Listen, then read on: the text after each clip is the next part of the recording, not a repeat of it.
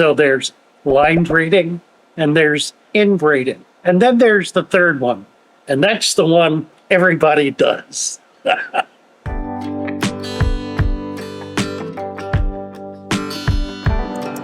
hello. Come right on in. You're at Father Fish. Well, good morning. I have a topic today that the most sophisticated hobbyists and professionals among us struggle with, but one which every little child who walks into a fish store and looks at the beautiful fish and wants to pick out some guppies also struggles with. So what I want to do today is I want to talk to that little girl or boy who's buying some guppies because they want to raise guppies and want to have really pretty ones.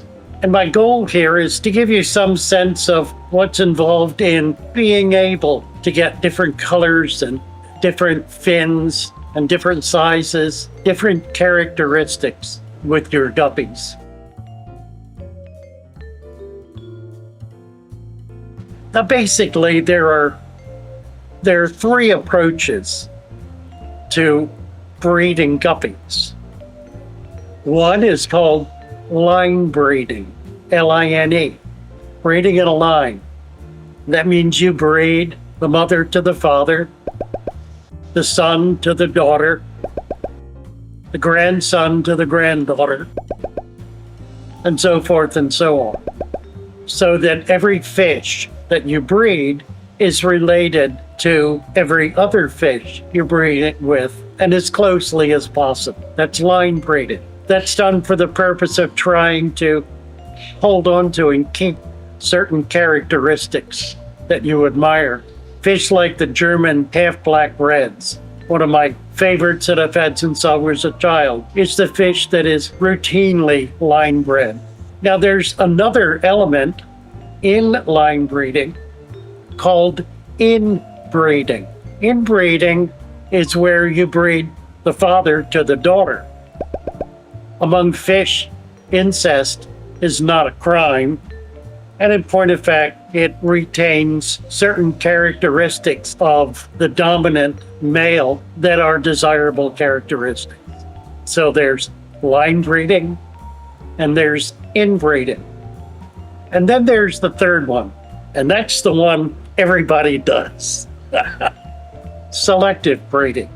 Selective breeding is picking out fish that have characteristics that you really like and breeding them to each other. Now, in the case of guppies, you can't always tell what the male gene is that the female guppy is carrying. So it takes a generation or so to figure that out. And if, as is likely the case, these are fish that have been bred and crossbred with no particular characteristics in mind, the only way to really find out what you've got is to breed 2 or 3 generations. In other words, you breed a fish to the female, in which the male has certain characteristics that you prefer, and then you look at the offspring and you make some choices about that.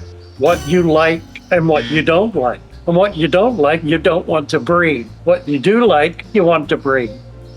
So how do you pick a female? Well, you just pick one. Pick the healthiest, strongest, and the one that seems to have the nicest color and shape and body size, other characteristics that you like, and breed the nicest brother to her, and then look at that next generation.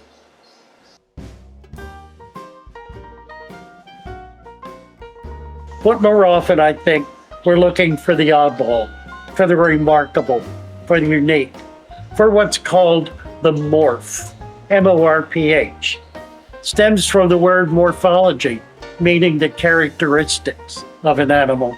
A morph is an animal that has something about it that's unique, something that genetics has thrown out into the fish tank and put in the life of a fish that was not in the parents or in the grandparents, something new, something interesting. So you take that morph, that oddball fish, and you grow it up and breed it back to its sister or to a mother or father, whatever, and you try to find some more of those morphs in subsequent generations that you can cross to each other. That's a kind of line breeding too. Once that's achieved and you find a son and a daughter and are able to breed them and able to get a lot of those morphs and breed them, then you're line breeding for characteristics. And there are a lot of fish that have been bred just that way. The flower horn certainly is one of them, and goldfish are another. Goldfish are probably the most exciting and interesting and remarkable of all of the genetically bred fish. And their morphology, their breeding goes back probably thousands of years. Certainly 1,000 to 1,500 years. For a long, long time, people have been breeding fancy goldfish.